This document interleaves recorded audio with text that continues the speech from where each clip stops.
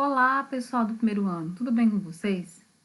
Então, gente, seguindo recomendações da coordenação, na verdade não foi da coordenação, né? Foi uma reunião muito produtiva que tivemos e ficou acordado que os professores fariam aulas de correção e de recapitulação. Essa aqui é a aulinha de recapitulação de leitura. Então, vai ser uma aula bem rapidinho, só para a gente fazer umas considerações sobre o livro estudado. E aí a gente vai encerrar realmente essa fase, né, de leitura desse livro, para que possamos, né, dar início dar prosseguimento aos estudos do bimestre, né. E aí também um modo daqueles alunos que porventura não acompanharam as aulas ou estão tendo dificuldades, que tenham um segundo contato com essas obras, né, que encerre as leituras dessas obras, enfim. Então, a gente vai falar de novo um pouquinho aqui sobre Iracema, né? Iracema, que foi publicado em 1865, é uma obra pertencente ao romantismo brasileiro. O autor é o José de Alencar, o idioma original é língua portuguesa, e o país, né, é o Brasil.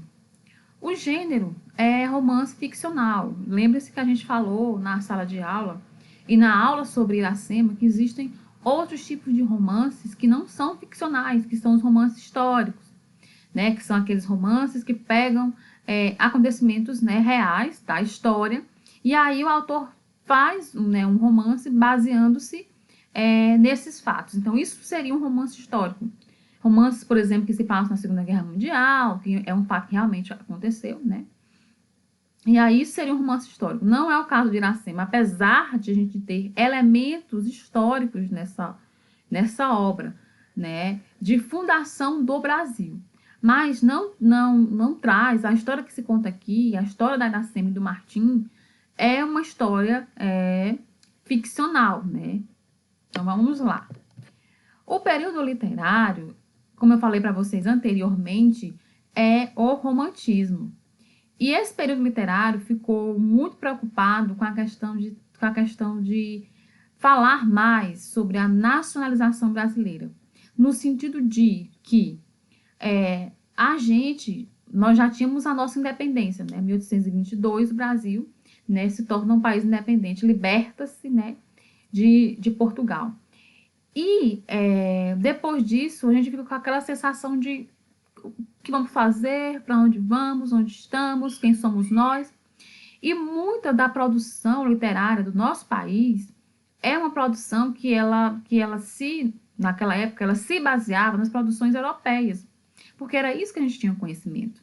Era isso que a gente sabia fazer. A gente olhava os portugueses, a produção de música, a produção de obras literárias, a produção de obras teatrais, todas a gente importava de Portugal ou de outro país da Europa. Não eram produções próprias. Então, alguns autores tinham a necessidade de mostrar que nós também, enquanto brasileiros, poderíamos fazer arte, fazer literatura, né? E aí, o José de Alencar, ele era um leitor assíduo de Walter Scott. Todos os autores, essas pessoas que têm as veias literárias, geralmente, elas, como é que eu posso dizer? Elas têm influências literárias. E o Walter Scott é um autor famoso por escrever romances históricos, que é aquele romance que eu falei para vocês anteriormente, né? Que traz alguns fatos, né? A feitura desse romance é baseada em fato histórico. E aí ele foi influenciado um pouco por esse escritor, e Iracema mistura ficção, né, e documentos, como eu falei para vocês antes, com um enredo que toma como base o argumento histórico.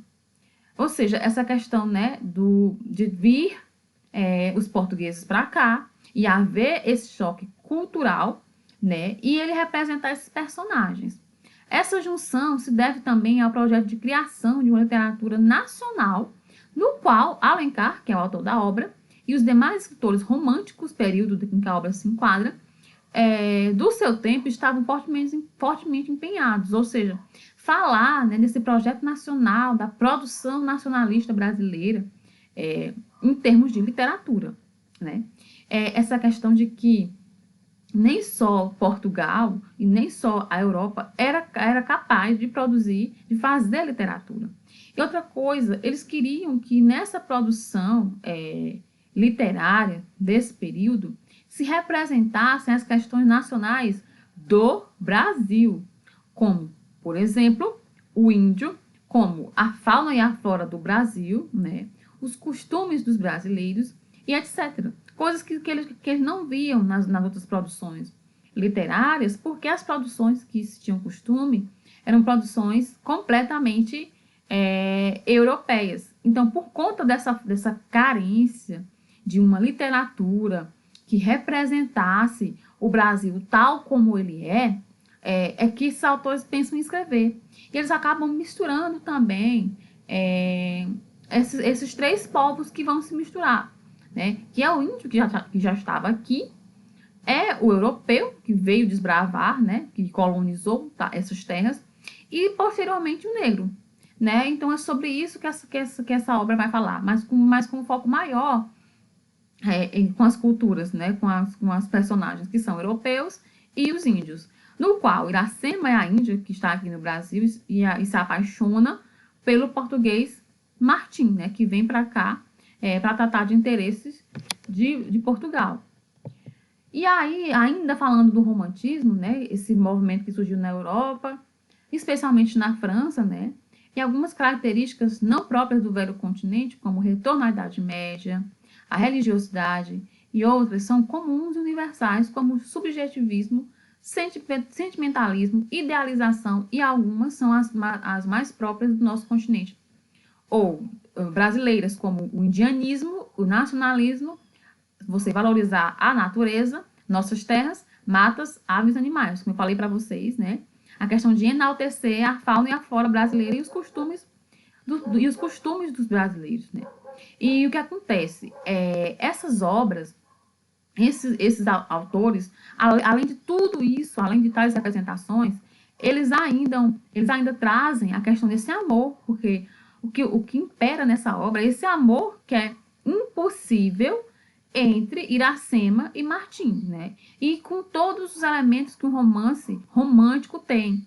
Aquela questão do amor exacerbado, do amor doído, do morrer pelo amor, e amores que fazem sofrer, né? E por aí vai. Então você encontra tudo isso nessa obra, e por isso que ela é muito importante para a literatura, né, brasileira. E aí, a gente conclui essa leitura com a seguinte conclusão, né? Que trata-se de uma importante obra para a literatura brasileira, por tentar representar as características brasileiras mesmo, brasileiras, não são europeias, né? E também traz essa miscigenação desses povos, que vão se misturando, os índios, os brancos e os negros, principalmente os brancos europeus e os índios, né, que existe na fundação do Brasil, né? O Brasil é um país miscigenado por conta disso. Além de tentar representar a brasilidade, ainda traz o elemento romântico, o elemento extremamente romântico que existia, né, naquele período do romantismo. Como eu falei para vocês, esses amores doídos, essa questão de morrer por amor, de idealizar a mulher, a natureza, e por aí vai. Então, gente, essa foi a nossa leitura, né, desse bimestre, um livro muito importante para a literatura brasileira. E aí, com essa aula, a gente encerra os nossos trabalhos sobre essa obra e vamos partir para a nossa segunda leitura. Eu espero que vocês usem esse momento da quarentena para ler, né, que vocês otimizem esse tempo. Se tiverem alguma dúvida, é só entrar em contato. E a gente vai se comunicando, vai se falando. E por hoje é só. Até o nosso próximo encontro. Um beijo grande e até mais.